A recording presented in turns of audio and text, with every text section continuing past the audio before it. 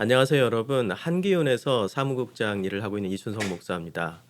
저는 기독교 윤리학자로서 이제 정치가 종교를 어떻게 탐하고 있는지에 대해서 또 오늘 이 시간 같이 나눠보려고 하는데요. 그러기 위해서 저희가 이제 정치가 무엇인지에 대해서 조금 함께 이야기를 나눠보려고 합니다. 고대 그리스를 대표하는 철학자 아리스토텔레스는요, 인간에게 이 정치적 동물이라는 수식을 썼던 아주 유명한 사람입니다. 이는 우리가 대학에서 정치학을 전공하지 않았을지라도 중학교의 윤리나 도덕 시간에 한 번쯤은 들어봤을 내용인데요. 요즘에는 초등학교에서도 민주주의가 무엇인지 그 이론과 실천 방법에 대해서 구체적으로 배우고 있다는 거 아시죠? 이 초등교육의 핵심 교육 내용 중에 하나가 민주시민 교육입니다. 민주시민 교육이란 시민으로서 어떻게 정치적 행위에 참여하고 적극적으로 그 권리를 행사할 것인가를 배우는 것입니다. 이처럼 현대는요, 과거 어느 때보다도 이 대중의 정치 참여 그리고 정치의 대중화가 실현되고 있는 이 상황에 있습니다. 그러면 정치는 무엇일까요? 이 영어로 정치라는 단어는 politics죠. 이것은 그리스의 도시 폴리스라는 단어에서 기원합니다. 이 그리스의 도시란 시민들의 연합, 시민들이 사는 땅, 시민 아니면 고향, 모국 이런 다양한 뜻을 가지고 있어요. 하지만 이러한 다양한 의미들을 관통하는 단어가 있는데요. 그것이 바로 시민이라는 단어입니다. 또한 현대의 정치와 유사한 의미인 그리스어인 폴리테리아인데요. 이것은 시민권, 시민의 조건, 시민의 권리, 권력을 획득하는 것, 이 정부 등의 이 다양한 의미를 가지고 있습니다. 아리스토텔레스가 인간은 본성적으로 정치적인 동물이다라고 했을 때 이 정치적의 그리스어가 폴리테리아라는 단어입니다. 이 정치적이라는 단어의 본 의미를 이해하기 위해서는요, 아리스토텔레스의 이 정치학이라는 책을 봐야 되는데요. 이 정치학에서 이 문장의 앞뒤의 의미를 우리가 살펴봐야 합니다. 아리스토텔레스는 선한 사람이 되는 것과 훌륭한 시민이 되는 것이 같은 것인가에 대해서 질문하고 또 그 질문에 대해서 답을 하는데요. 그는 이 둘은 같으면서도 서로 다르다라고 말합니다. 이 선한 사람은 훌륭한 시민이지만 훌륭한 시민이라고 해서 모두 선한 사람은 아니라는 것입니다. 그러면서 아리스토텔레스는요, 선한 사람만이 시민을 다스릴 수 있고 도시를 바르게 이끌 수 있는 지도자가 될 수 있다라고 설명합니다. 이러한 소수의 선한 사람들로 구성된 조직을 최고 권위를 지닌 정부, 가버먼트라고 이야기합니다. 또한 정부를 구성하는 선한 사람을 선출할 수 있는 권리는 훌륭한 시민들의 집합인 국민, 피플만이 행사할 수 있다라고 했습니다. 그렇기 때문에 아리스토텔레스는 국민은 궁극적으로 최고 권위를 지닌다라고 생각했죠. 이것이 현대의 국민 주권주의의 기원이 되는 말입니다. 또한 아리스토텔레스는 훌륭한 시민들의 이 선거를 통한 정부를 구성하는 이 선한 사람들을 뽑는 것, 그것을 바로 이 민주주의라고 불렀습니다. 그러면서 그는 시민들이 이런 선한 사람을 선택할 수 있는 권리와 능력을 갖출 수 있는 이유에 대해서 설명하는데요. 그 이유가 인간은 본성적으로 정치적인 동물이기 때문이라고 주장합니다. 바로 여기에서 이 정치적인 동물이라는 이 단어가 나오는 것이죠. 아리스토텔레스는 인간이 정치적인 동물인 근거로서 이 아리스토텔레스에게 있어서는요, 사실 인간은 남성 성인을 말합니다. 그것도 자유인이어야 되고요.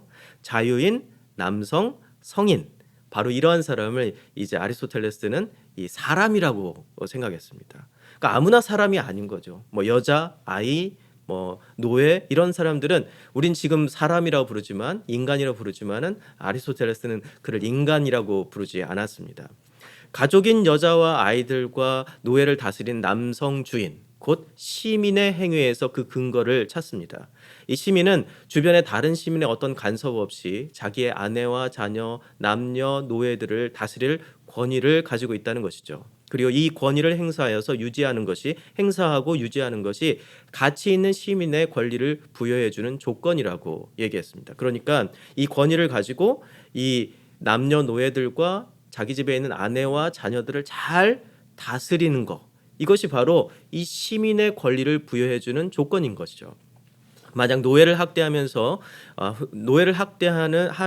노예는 주인에게 원한을 품고 결국 주인을 해칠 것이고, 또 폭군이라면요, 이 가족에게도 인정받지 못할 것입니다.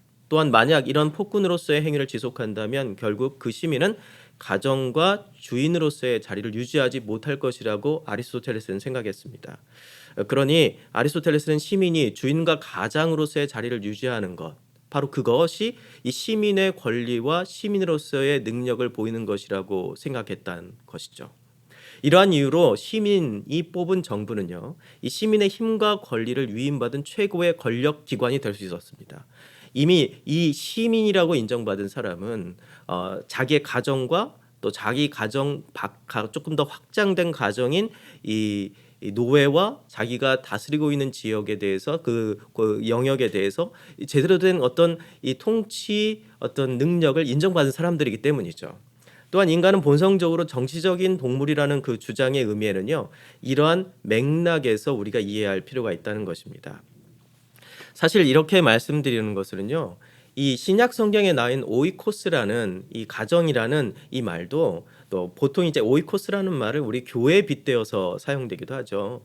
이 그 당시의 교회도 일정한 이 오이코스 이 정치 집단화로 이해할 수 있다는 것입니다. 아리스토텔레스의 개념으로 봤을 때는요.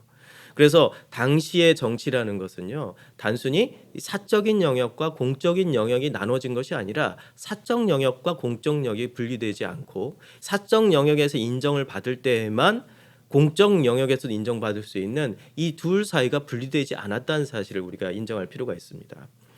현대에 와서 이 교회, 종교 영역은 사적인 영역으로 치부되죠. 그리고 이 종교가 아닌 교회 바깥에 있는 어떤 영역을 정치 아니면 공적 영역이라고 우리가 분리하는 경향성이 있습니다. 그러나 우리가 지금 읽고 있는 이 성경의 그 컨텍스트에서 보면은요, 사실 사적 영역과 공적 영역이 분리되어 있지 않고요. 그 당시에 그런 의미에서 봤을 때는 교회는 정치적인 집단이라고 볼 수도 있는 것입니다. 그렇다면 인간은 정치적인 동물이라는 그 의미에 대해서 인간이 정치적인 동물이라는 그 구체적인 의미가 무엇일까 한번 좀 더 알아보겠습니다. 단적으로 말해 인간이 정치적인 동물이라는 의미는요, 다스릴 힘과 능력이 본래적으로 주어진 자들만이 정치를 할 수 있다는 것을 의미합니다. 당시 그리스에서 다스림과 돌봄의 능력이 주어진 자들은요, 그리스에서 태어난 자유인 성인 남자에게만 해당되는 것이었습니다. 그 외의 다른 사람, 그 아이, 그리고 여자, 노예, 장애인, 이방인들에게는 그런 힘과 그리고 권력, 그리고 권위가 주어지지 않았습니다. 오이코스라는 말이 앞에서 설명드렸지만 이 오이코스라는 집을 통치할 수 있는 권한이 주어진 존재에게만 시민의 권리가 주어지는 것이고요. 또 이것을 잘 유지하는 자에게만 훌륭한 시민이라는 명예가 부여됩니다. 이것은 모두 그리스식 교육을 받은 성인 남성들, 곧 자유인들을 의미합니다. 정치적 동물이란 그 사회에서 태어나면서부터 타인을 다스릴 잠정적인 권위와 힘을 지닌 자들에게 해당하는 명예로운 수식어였던 것입니다. 그렇기 때문에 고대 사회에서 정치란 보편적인 것이 아니라 근본적으로 누가 타인을 통제하고 다스릴 힘과 능력을 갖추고 있는지 그것에 관한 것이며, 또 단순하게 이해하면 힘을 지닌 인간들 사이의 힘의 역학관계를 의미한다라고 볼 수 있습니다. 정치적 역학관계 이런 말을 사용하잖아요. 사실 이 정치적 역학관계라는 것은 이 어떤 다스릴 힘을 가지고 있는 그 능력을 가지고 있는 사람들 사이의 역학관계, 그러니까 정치라는 것은요, 힘의 역학관계라고 이해할 수 있는 것이죠. 이러한 정치에 대한 생각은 단지 고대 그리스 사람들에게만 해당된 것이 아니라요, 근대와 현대에 와서도 동일하게 적용이 됩니다. 근대의 정치 이론서라고 할 수 있는 리바이어던, 이 저자가 바로 토마스 홉스죠. 이 토마스 홉스는요, 철저한 유물론자라고 잘 알려져 있습니다. 그는 인간의 모든 관계를 힘의 원리로 설명하려 했습니다. 그는 물리법칙인 원인과 결과, 작용과 반작용이라는 힘의 원리로 모든 인간관계를 설명하려고 했어요. 이러한 그에게 정치 또한 힘의 역학관계로 이해되었습니다. 그는 가장 강력한 존재만이 그 힘의 역학관계를 통제할 수 있는 포식자의 피라미드의 최정점에 있을 수 있다라고 생각했죠. 그렇기 때문에 그에게 포식자들의 조직은 바로 정부 또는 국가였습니다. 이 포식자의 그 역학관계 가장 피라미드의 꼭지점에 있는 조직, 바로 그것이 정부 국가였던 것이죠. 더하여서 그는 국가의 포식자의 지위를 유지하게 하는 힘이 일종의 종교심이라고 생각했는데요. 홉스는 이 종교심을 애국심이라고 주장했습니다.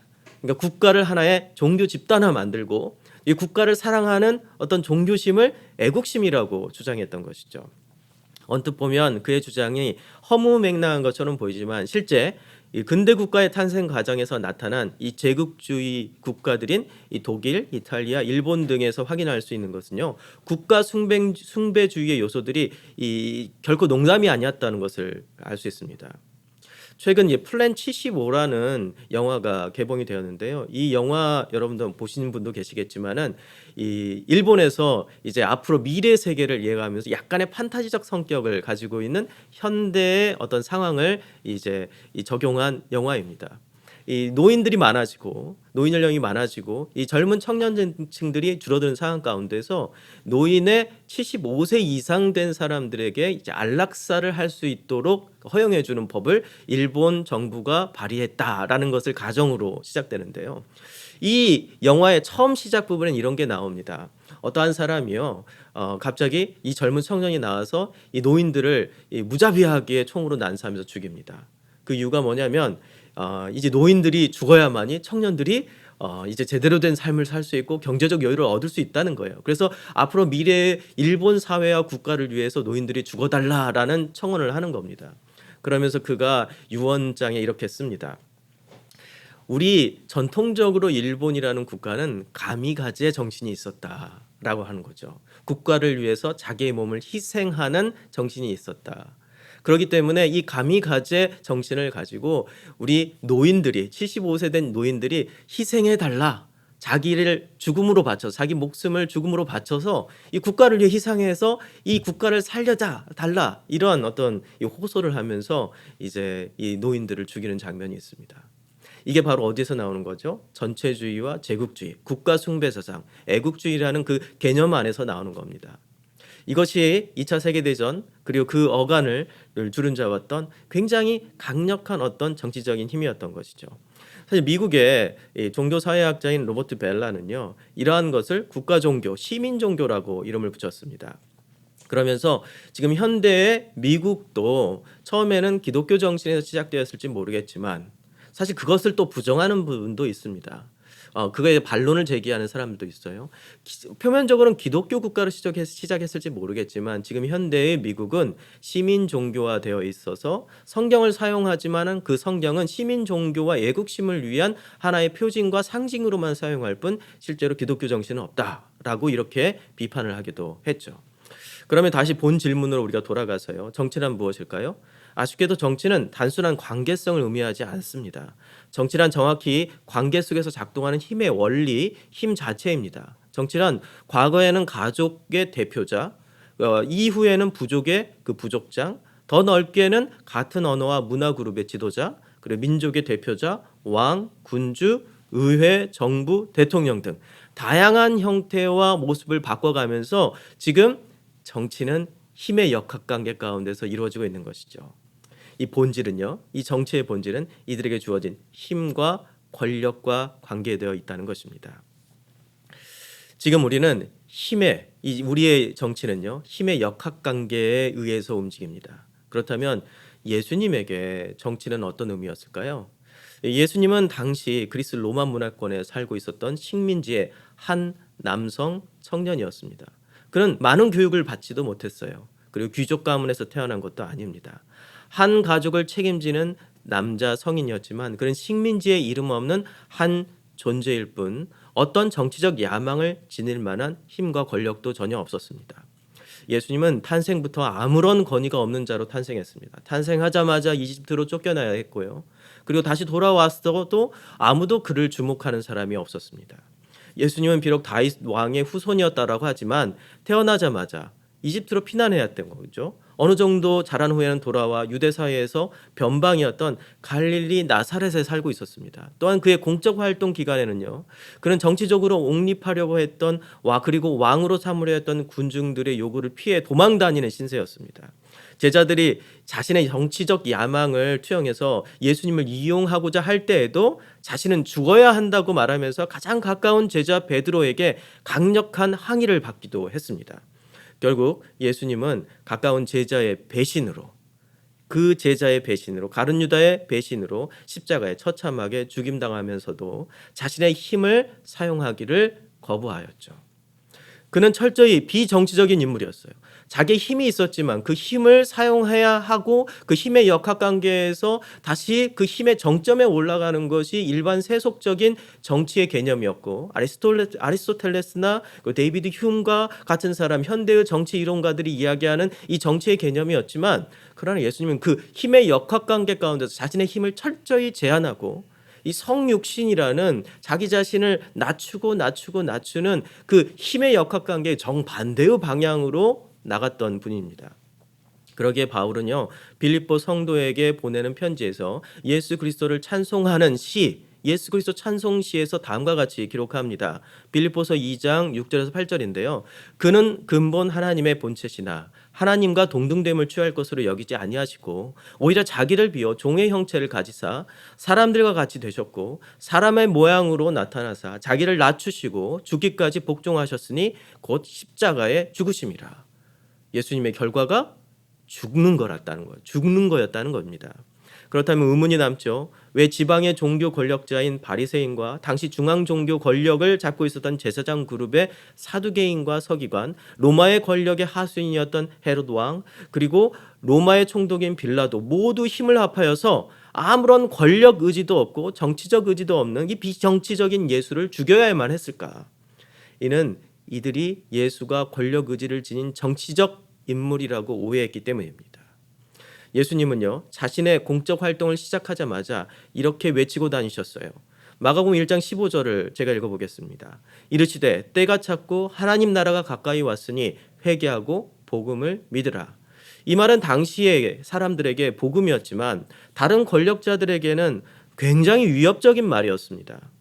이것은 하나님의 나라가 건설될 준비가 이미 되었으니 하던 모든 일을 멈추고 다시 돌이켜 하나님 나라를 위해 행동하라 라는 마치 정치적 강령과 같은 말로 그들에겐 이해가 됐습니다.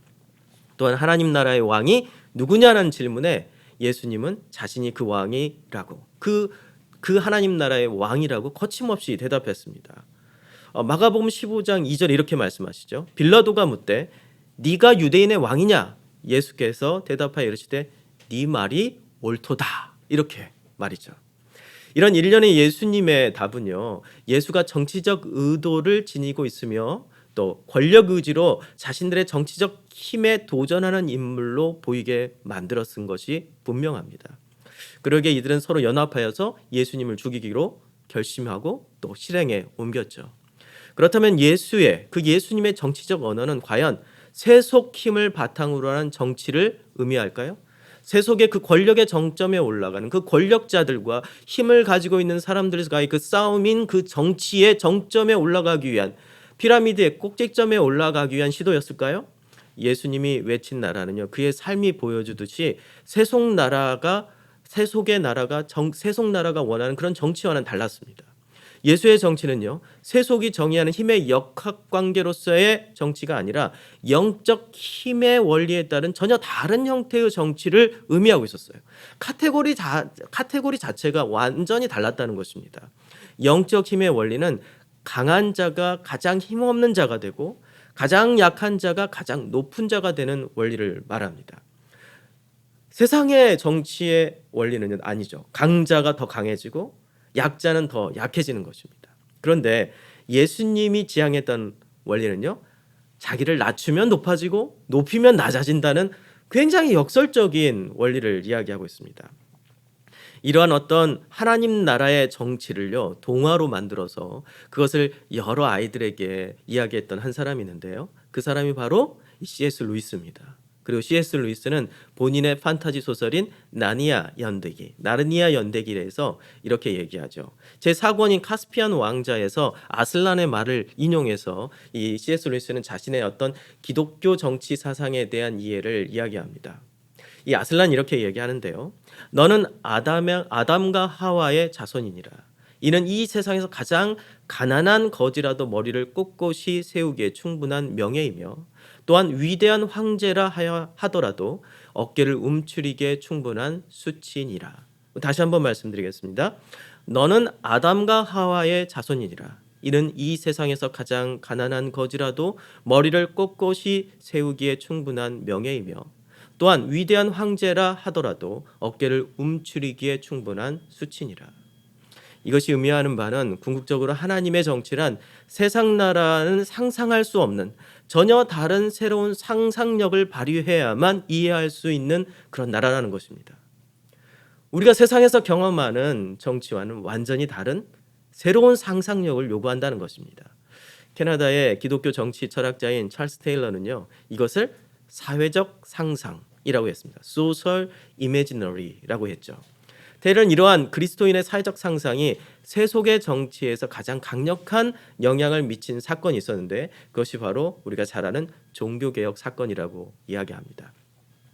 이 종교개혁은 중세의 세속 권력과 힘의 의지가 가장 강력했던 시절, 이 교황의 절대 권위와 힘에 도전하여 그 힘을 일반 대중에게 돌려준 역사적 사건이었다는 것입니다. 찰스 테일러는 이 역사적 사건은 다양한 형태의 사회적 상상을 낳게 되는데요. 그것이 근대 민주주의의 근간이 되는 경제, 공론장, 그리고 주권을 가진 국민의 탄생 등이라고 주장을 했습니다.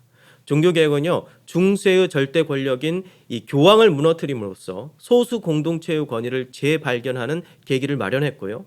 개인이 사제를 통하지 않고 신부를 통하지 않고 직접 하나님 앞에 설 수 있다는 만인 제사장 교리를 통해서 개인의 중요성을 재발견하게 된 아주 역사적인 사건이었다는 것입니다. 또한 이 직업 소명론을 통해서 종교의 영역과 세속의 영역 모두 하나님 앞에서 거룩하다는 이 선언을 하게 한 놀라운 일이었다는 것이죠. 이를 통해서 세속을 교회로부터 분리했다는 것입니다. 이것은 정치, 경제 활동이 교회의 종속으로부터 독립하였고, 그리고 하나님께서는 이 교회 활동만이 거룩한 게 아니라 직업과 정치, 경제 활동 모든 영역에서 하나님의 거룩함을 드러내기를 성도들에게 원하신다는 사실을 밝혀냈다는 것입니다. 종교개혁자들의 정치에 대한 사회적 상상력은 지금 우리가 잘 알고 있는 정교분리 원칙을 탄생하게 만들었습니다. 사실 중세에도 정교분리 원칙이 있었고 그 이전에도 있긴 했지만 이것이 하나의 어떠한 중요한 개념으로서 기독교와 그리고 사회 안에 자리 잡게 되는데요. 이것이 바로 이 종교개혁 이후에 일어난 사건입니다. 이 칼빈 신학교의 기독교 윤리학 교수인 매튜 튜닝가는요, 칼빈의 두 왕국론에 대한 그 오해가 있다라고 이야기합니다. 튜닝가는요, 이렇게 얘기하는데요. 이 대부분의 개신교 신학자들은 두 영역의 분리라고 주장을 한다. 그러나 칼빈과 그의 추종자들은 지속적이고 명확하게 두 왕국의 함의가, 두 왕국이라는 그 함의가 교회와 시민정부 사이의 제도상의, 이 제도상의 분리를 의미하고 있다라고 주장했다라고 합니다. 그러니까 영역의 분리가 아니라 어떤 장소의 분리가 아니라 공간의 분리가 아니라 이 제도상의 분리라는 것입니다. 이는 두 영역이 있고 이 둘 사이에 상호 불가침 조약이 있다는 의미가 아닙니다. 이 세속의 영역이 있고 그리고 정치의 이 공적인 영역, 이 사회의 영역이 서로 분리되어 가지고 서로 상호 불가침한다라는 의미가 아니라는 것입니다. 모두 한 영역, 하나님의 세계에, 하나님의 창조 세계에 있다는 것이고 이 두 기관이 그 안에 존재하고 있다는 것입니다. 이 두 기관은요, 서로 다른 법에 적용되는 그런 이 다른 법에 의해서 운영되는데요. 이 시민정부는 자연법과 도덕법 등 그거에 의해서 운영되고요. 교회는 하나님 나라의 복음과 그 은혜의 법이 적용된다는 것입니다. 이 기독교인들은 이 둘 사이에서 임의와 아직의 종말론적인 긴장 속에 놓여 있다는 것입니다. 그러나 분명한 것은요, 은혜와 율법이 그 순서상에서 먼저 있습니다.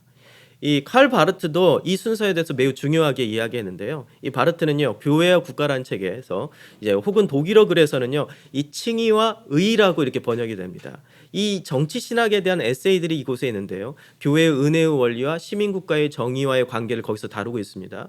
그리고 그 선후 관계를 명확하게 바르트도 이야기합니다. 이 바르트는요, 칼빈의 주장과 일치하는데요. 이 칼빈은 정부가 하나님의 명령에 어긋난 행동을 하면 또 아니면 어긋난 명령을 내리면 이에 저항해야 한다라고 하면서 시민 불복종에 대해서 이야기합니다. 그러나 정부의 영역은 이 도덕과 자연법 그 영역 안에 있기 때문에 하나님의 명령 중에 자연법과 도덕법에 대한 부분만 해당된다고 얘기하죠. 그러면서 이 바르트가 이 칼빈을 인용하면서 이 두 가지의 법 중에서 은혜와 그리고 복음의 율법이 선행한다라고 얘기합니다. 그렇다면 이 정교 분리란 무엇을 의미한 걸까요? 이 정교 분리란 서로 간섭하지 않는다는 것이 아니라 서로의 제도를 존중한다는 의미를 가지고 있고요. 영역 불가침이 아니라는 것이죠. 그러나 이 제도가 하나님의 명령, 하나님의 말씀에 어긋난다면 정부는 교회는 정부의 시정을 요구할 수 있다는 것입니다. 이것은 개혁교회 안에서도 일어난 이 신경의 형성, 이 신앙 고백의 공적인 신앙 고백의 형성 과정에도 동일하게 적용되어서 드러났습니다. 이 도르트 신조 그리고 웨스트민스터 신앙 고백서 이전에 이 니케아 공의회 등에 보면은요.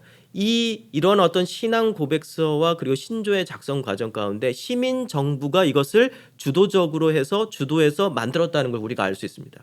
이 교회가 주도적으로 만든 게 아니라 시민 정부가 이것을 주도해서 만들었다는 것입니다.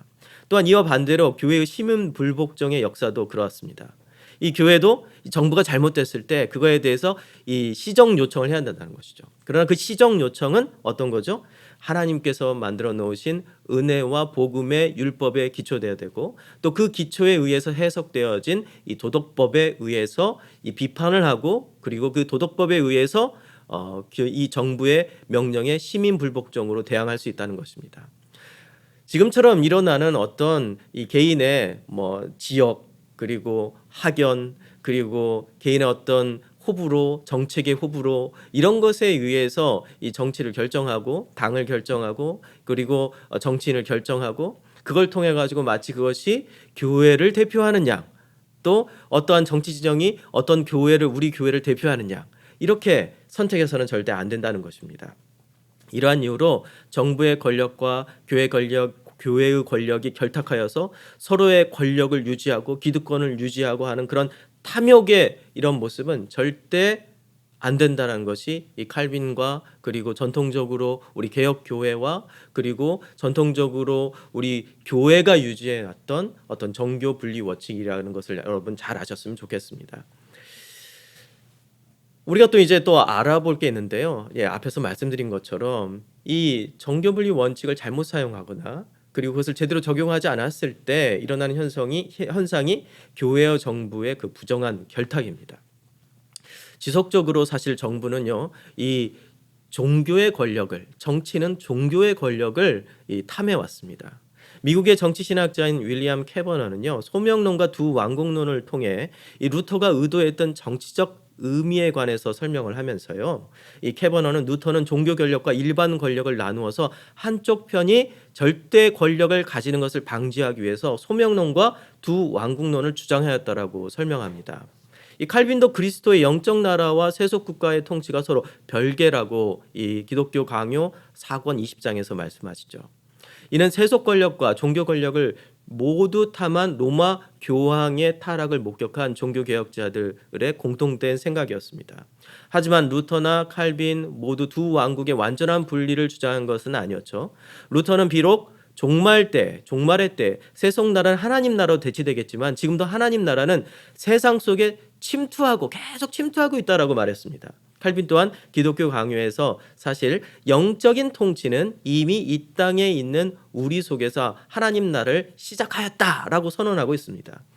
그러므로 이 두 개혁자들은요, 세속 나라 속에 언제나 하나님 나라가 임해야 한다는 점에서는 동의했어요. 하지만 불행히도 이러한 개혁자들의 거룩한 전제, 바로 그들의 주장은요, 후에 철저히 무시되고요, 세속 권력에 의해서 교회는 이용당하게 되는 비참한 상황에 처하게 됩니다. 이 캐버너는요, 종교개혁 이후에 유럽에 있었던 교회의 이름으로 발발한 여러 차례의 종교 전쟁에 대해서 이야기하는데요. 이 당시 군주들이 종교를 이용하여 자신들의 탐욕과 정복 전쟁을 정당화하고 절대 권력을 만들기 위한 이 사악한 전쟁을 벌였다라고 평가합니다. 현대에 일어난 가장 비참한 전쟁인 제2차 세계대전 또한 히틀러나 나치를 지지한 교회가 부여해준 이 히틀러의 이 정부에 절대 권력을 줬기 때문에 일어난 것이라고 보아도 무방합니다. 그러기에 역사는요, 종교가 세속 국가의 권력을 탐했던 중세의 교회와 국가가 교회의 영적이고도 도덕적인 권력을 탐했던 근대, 이 중세와 근대 모두를 비극적인 결말에 이르렀다는 것을 교훈으로 우리에게 남기고 있습니다. 그렇다면 교회의 정치란 무엇이어야 할까요? 이 교회 정치에 대한 긍정적인 예는요, 종교 개혁자들이 보여준 거룩한 사회적 상상이라고 앞에서 말씀드렸죠. 이 제임스 스미스, 칼빈 대학에서 가르치고 있는 철학을 가르치고 있는 이 제임스 스미스는요, 이 사회적 상상을 기독교 세관이라고 부릅니다. 종교 개혁자들이 보여준 사회적 상상이란 당시에는 꿈꿀 수 없는 것이었지만 결국 이들의 꿈은 상당한 시간이 흐른 후에 완벽하지는 않지만 이 세계 가운데 민주주의라는 형태로 이와 사람들이 참여하고 평등을 만들어내고 자유를 만들어내게 되었죠. 또한 이러한 사회적 상상은요, 성경에 저자인 이 바울에게 발견되는데요. 그는 개혁자들보다 더 먼 미래를 향한 사회적 상상을 품었던 것으로 보입니다. 바울은 갈라디아서 3장 28절에서 이렇게 말하는데요. 너희는 유대인이나 헬라인이나 종이나 자유인이나 남자나 여자나 다 그리스도 안에서 하나니라 라고 선언합니다. 바울은 빌레몬서에서요, 빌레몬의 그 도망한 노예인 이 오네시모를 빌레몬에게 보내면서 오네시모를 종이 아닌 바울 자신의 형제로 소개하고 있습니다. 또 빌레몬도 그를 그렇게 대하도록 요청하죠. 바울은 인간을 신분이나 성별, 교육 격차, 다양한 인종이나 사회적 이유로 차별하지 않았습니다. 그렇다고 당시 노예 제도를 개혁해야 한다고 정치적으로 주장하거나 어떤 운동을 벌이거나 이것을 위해서 무력을 사용하거나 하지도 않았어요.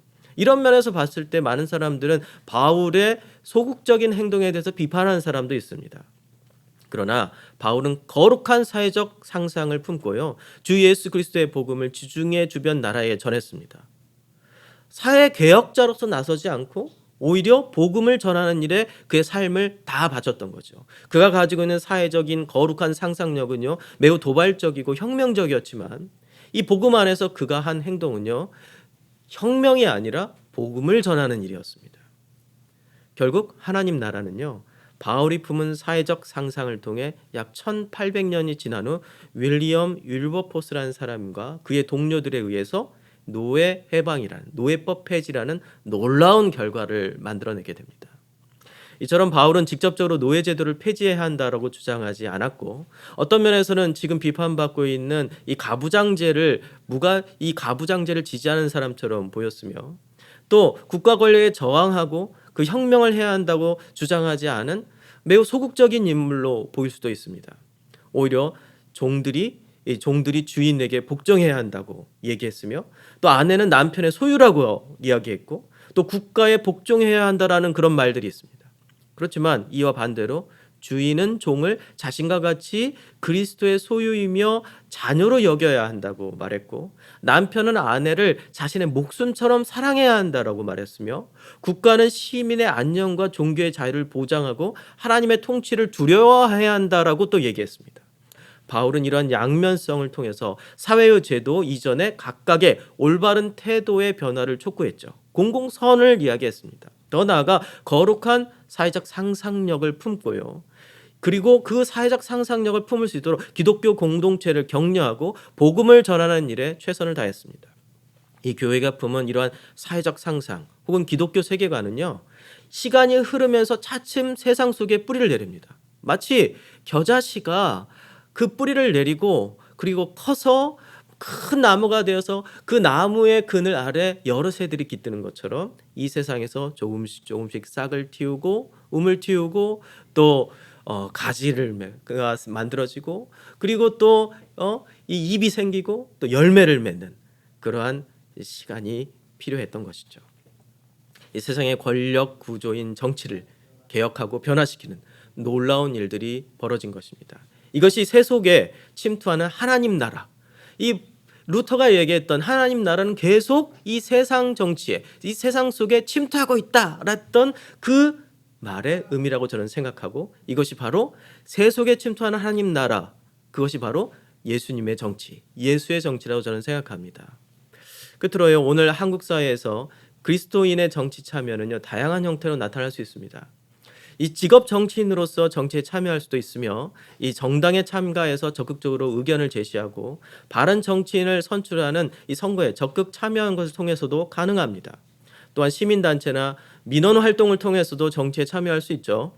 오늘날에는요, 이 고대 그리스 사회와 달리 모든 사람이 다양한 형태로 자신의 정치적 권리를 주장할 수 있는 기회들이 주어지고 있습니다.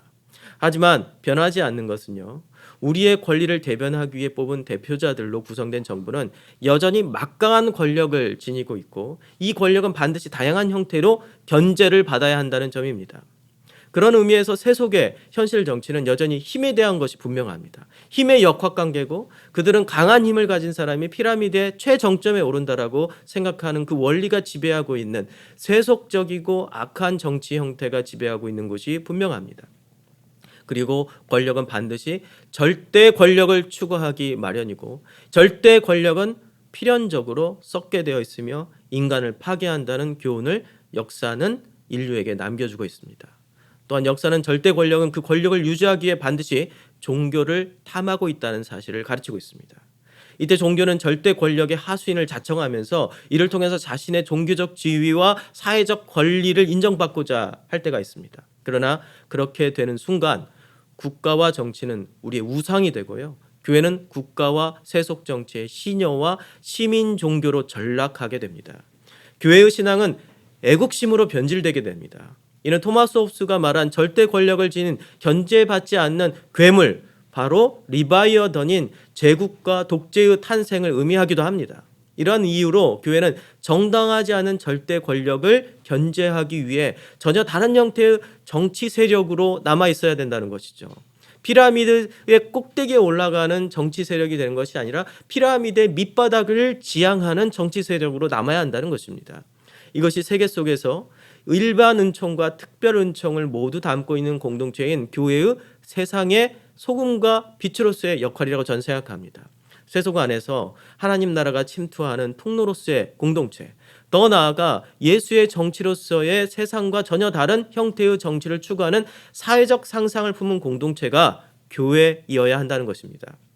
세속의 사회적 상상과 구별된 교회가 추구해야 하는 거룩한 사회적 상상이 무엇인지에 대해서 우리는 그것을 고민해 봐야 되고요. 그것이 바로 어떤 것인지에 대해서 생각해 봐야 합니다. 분명한 것은 예수님께서 우리에게 보여주신 그 세속과 구별된 거룩한 사회적 상상은요, 힘이 아니라 희생에 있고 가장 높은 자리에 있는 것이 아니라 가장 말석과 낮아짐에 있다는 것입니다. 굳이 말하자면 교회의 정치는 힘의 정치가 아니라 희생의 정치라는 것입니다. 지금 우리 한국 교회 안에는요, 좌우 진영을 지지하는 사람들 사이에서 정치와 정부를 숭배하는 수준은 아닐지라도 이와 거의 맞먹는 일들이 벌어지고 있는 일들이 우리 주변에서 목격할 수 있습니다. 서로 하나님이 좌파의 하나님이다, 우파의 하나님이라고 주장하면서 하나님을 자신들의 정치적 입장의 액세서리 역할로 전락하게 만드는 것이죠. 종교개혁 이후에 개혁자들의 거룩한 사회적 상상을 근대에 탄생한 절대 군주들과 제국의 전리품으로 바친 교회들처럼 말이죠. 우리 한국교회는 한국 사회가 지닌 정치 과잉의 풍속 속에 편승해서는 절대 안 됩니다. 교회의 정치를 보호하고 그 독특함을 세상에 드러내기 위해서 교회는 한 발 이 세속의 정치로부터 좀 물러나서 이 성경에 기초한 거룩한 상상력을 키울 필요가 있습니다. 이걸 위해서 우리가 더 깊이 연구하고 예수님께서 하셨던 그 정치의 원리에 대해서 더 깊은 연구와 고민이 필요하다는 것입니다.